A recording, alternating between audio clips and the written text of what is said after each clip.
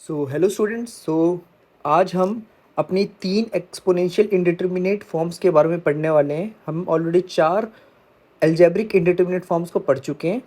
Okay students, अगर हम revise करने की कोशिश करें थोड़ा, तो हम 0/0, infinite by infinite, infinite minus infinite and 0 into infinite forms को पढ़ चुके हैं। इनको स्टूडेंट्स हम बोलते हैं 4 अलजेब्रिक फॉर्म्स। इसके लिए स्टूडेंट आप हमारा लेक्चर 2 प्रीफर कर सकते हो।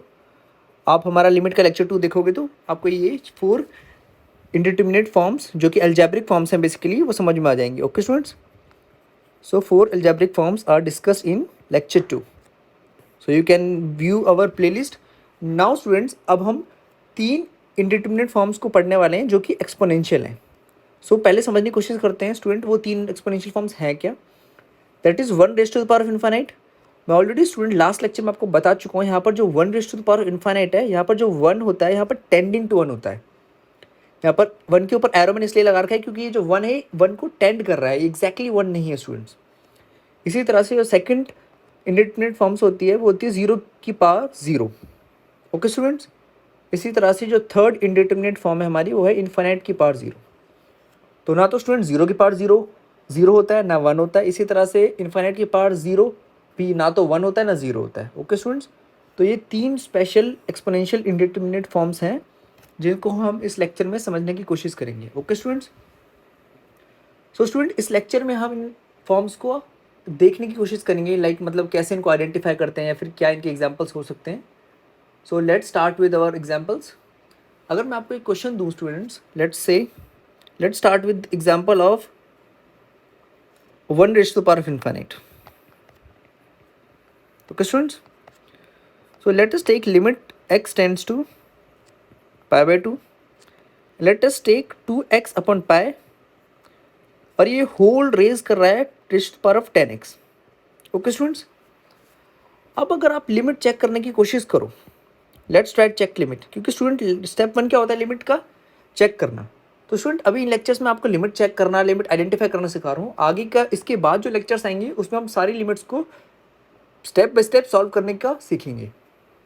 तो लिमिट चेक करने के लिए क्या करोगे स्टूडेंट, आप x की जगह pi/2 रखोगे, तो 2 into pi/2 and we have pi, so this cancels out and gives 1, we have 10 pi/2। So इसको स्टूडेंट और थोड़ा एलेबोरेट करके लिखें तो ये हो जाएगा हमारा 1 की पावर 10 pi/2।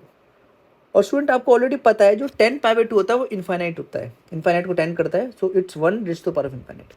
यहाँ पर जो स्टूडेंट 1 है वो टेंड कर रहा है, क्यों स्टूडेंट्स, क्योंकि यहाँ पर जो पाए है ना pi/2, वो एग्जैक्टली pi/2 है ही नहीं। जो x है वो pi/2 को टेंड कर रहा है, एग्जैक्टली pi/2 नहीं है। तो इसलिए जो इसके कारण जो यहाँ से आंसर आएगा हमारे पास 1, वो भी 1 को टेंड करेगा, वो एग्जैक्टली 1 नहीं होगा। तो स्टूडेंट आई होप आपको ये फॉर्म समझ में आई होगी। इस फॉर्म को हम बोल सकते हैं 1 raised to the power of infinite। Okay students, अब हम 0 की पावर 0 को चेक करने की कोशिश करते हैं स्टूडेंट्स। इसका बहुत सिंपल एग्जांपल ले सकते हो। लेट्स टेक द एग्जांपल 0 की पावर 0। ओके स्टूडेंट्स, आप क्या करो, लिमिट x टेंड्स टू 0 करा दो, आप x ले लो और x की पावर साइन x कर दो। Okay students, very easy example. इसके बाद आप क्या करो, आप लिमिट चेक करने की कोशिश करोगे स्टेप 1 में। This is called, step 1 is checking limits, check limits, या फिर हम इसको बोल सकते हैं चेक फॉर्म। ओके स्टूडेंट, इसी तरह से भी आप सेकंड क्वेश्चन में भी या फिर सेकंड फॉर्म में भी लिमिट चेक करोगे। जब आप लिमिट चेक करोगे स्टूडेंट, तो आप एक चीज़ नोटिस करोगे, जब आप यहाँ पे x की जगह 0 रखोगे, x टेंड्स टू 0 में, तो यू विल डिस्कवर दिट्स 0 जो कि टेंड कर रहा है, और साइन 0 भी स्टूडेंट 0 ही होता है। तो आपके पास आंसर आया 0 की पावर 0। तो आई होप स्टूडेंट आपको ये इंडिटरमिनेट फॉर्म समझ में आई होगी कि किस तरह से इंडिटरमिनेट फॉर्म बन सकती है। अब हमारे पास जो एक लास्ट फॉर्म रह गई है एक्सपोनेंशियल में, वो हमारे पास होती है स्टूडेंट इनफाइनाइट की power 0। Okay student, infinite raise to the power 0। तो इसके लिए स्टूडेंट हम क्या एग्जांपल ले सकते हैं, आप थोड़ा ट्राई करो इस चीज़ को समझने का, क्योंकि आप उसके बाद खुद भी एग्जांपल्स बना सकते हो स्टूडेंट। तो क्या मैं लिख सकता हूँ x tends to pi/2, let us write 10x raise to the power of cot x। Okay student, same ये फॉर्म थर्ड है, इसको अगर आप नाम 1 दे दो, This is form 1, let's say. This is form 2 of exponential. This is form 3 of exponential. So secondly हमें पहले तो फर्स्टली हमें फॉर्म चेक करनी है, सेकेंडली हम इसको पुट करके देखेंगे क्या फॉर्म आ रही है. जब हम फॉर्म चेक करेंगे स्टूडेंट, फॉर्म चेक, सो हम x की जगह क्या रख देंगे, π/2. So let's try to put x की जगह π/2. So limit x tends to π/2 में जब x की जगह π/2 रखोगे तो यहाँ पे आपने रख दिया π/2.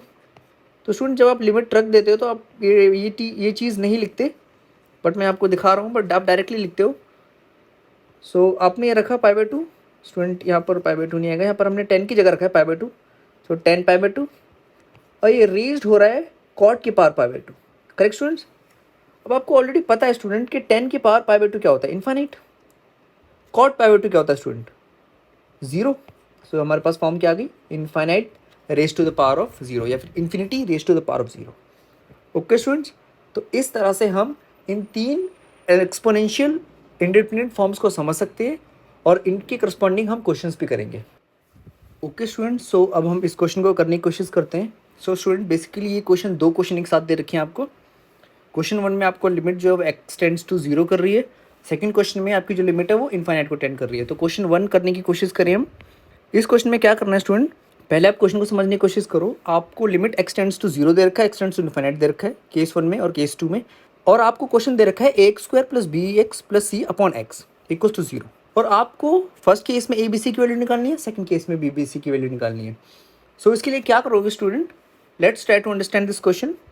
इस क्वेश्चन का पार्ट 1 मैं आपको सॉल्व करके दिखाऊंगा और पार्ट 2 मैं आपको एज अ होमवर्क दूंगा ताकि आप इसको ट्राई कर सकें. Okay student. So let us solve for limit x tends to 0. Student अगर लिमिट x टेंड्स टू 0 कर रहा है और आपको क्वेश्चन दे रखा है ax² + bx + c upon x. सबसे पहले स्टूडेंट आपको एक ये चीज़ समझनी होगी, जब भी आपको लिमिट का आंसर अगर फाइनाइट दे रखा है यहाँ पर, जबकि 0 दे रखा है, एक फाइनाइट नंबर है, तो स्टूडेंट इसका मतलब है कि लिमिट एग्जिस्ट कर रही है. तो इसका मतलब आप बिना बेझिझक मतलब left hand right hand check करें डायरेक्ट आप लिमिट निकाल सकते हो. Okay student. धीरे धीरे जैसे कि आपके लेक्चर्स प्रोसीड करेंगे आपको ये और समझ में आ जाएगा कि कहाँ पर आपको लिमिट चेक करना होता है, लेफ्ट हैंड राइट हैंड. इसमें आपको चेक करने की ज़रूरत नहीं है, आप डायरेक्ट लिमिट निकाल सकते हो. तो इसके लिए आपको क्या करना है, सबसे पहले आपको लिमिट में क्या करना होता है, आपको फॉर्म चेक करनी होती है. तो आप इसकी फॉर्म चेक करोगे. So step 1 is form check. Okay students. तो जब आप फॉर्म चेक करोगे सो आप देखोगे a into 0 0 + b into 0 0 + c upon x 0 0. So we have c upon 0. और स्टूडेंट इसका आंसर क्या आ रहा है, 0. अब एक चीज़ सोचो, इसके आंसर से नहीं कोई मतलब है हमारा, मतलब इस बात से कि ऐसी कौन सी फॉर्म है जो जिसके नीचे 0 आता है, ऐसी कौन सी इंडिटरमिनेट फॉर्म है जिसके नीचे 0 आता है, 0/0 ऑब्वियसली. सो अगर आप इसको 0/0 से कंपेयर करोगे तो आपके पास c की वैल्यू क्या आ जाएगी, तो c = 0. Got it students. So आपके पास c की वैल्यू आ चुकी है. अब आपको क्या करना है, आपको बाकी वेरिएबल्स की वैल्यू निकालने के लिए आप इस क्वेश्चन को दोबारा लिखो. लेकिन अब आपको पता चल चुका है कि c की वैल्यू 0 है, तो आप इस क्वेश्चन को इतना लिखोगे. क्या आप x कॉमन लेके काट सकते हो, यस स्टूडेंट्स डेफिनेटली आप काट सकते हो. तो आप x टेंड्स टू 0 आप लिख सकते हो ax + b. अब इसमें जब आप रखोगे x की वैल्यू 0, क्योंकि अब आप डायरेक्ट वैल्यू रख सकते हो, अब आपकी कोई फॉर्म नहीं बन रही, आपका डायरेक्ट आंसर आएगा स्टूडेंट. तो आप रखोगे a इंटू 0 + b = 0, क्योंकि स्टूडेंट आपका लिमिट का आंसर क्या आ रहा है, 0. तो स्टूडेंट यहाँ से आपके पास b की वैल्यू क्या आ गई, 0. अब क्वेश्चन ये है स्टूडेंट, आपको a की वैल्यू निकालनी है. तो स्टूडेंट आपको a की वैल्यू के लिए क्या निकालना होगा, आपको एक चीज़ समझिए, आप इस पार्ट को ध्यान से देखो. आपको क्या दे रखा है, a इंटू 0 = 0. हमने ये माना है कि a इंटू 0 = 0. लेकिन स्टूडेंट इसके लिए आपको एक चीज़ इंश्योर करनी होती है कि 0 किसी नंबर से मल्टीप्लाई होकर तभी 0 देता है जब वो दूसरा नंबर रियल हो. तो मतलब a क्या होगा, रियल. तो आपके पास तीनों वेरिएबल्स की वैल्यू आ चुकी है केस 1 में, तो आप इसको जॉट डाउन कर सकते हो. So finally we have a belongs to r, b belongs to 0, c also belongs to 0. Okay student. इसी तरह से आप इस क्वेश्चन के पार्ट 2 को सॉल्व करने की कोशिश करें, जहाँ पे आपको क्या करना है, आपको x टेंड्स टू इन्फिनिट कराना है और आपको उस क्वेश्चन को सॉल्व करने की कोशिश करना है. इस क्वेश्चन को हम नेक्स्ट लेक्चर में भी ले लेंगे स्टूडेंट, तो आप इसकी चिंता ना करें कि आपको सॉल्यूशन नहीं मिलेगा. So just try to understand this question and give it a try. So that's all for this lecture students. मैं बिल्कुल आपको इंसिस्ट करूँगा कि आप इस क्वेश्चन को ट्राई करें और आप प्रीवियस वीडियोज़ को रेफर कर सकते हो प्रीवियस कंसेप्ट्स के लिए. सो that's all for this video. If you like this video, subscribe to our channel and stay tuned with us. Thank you, students.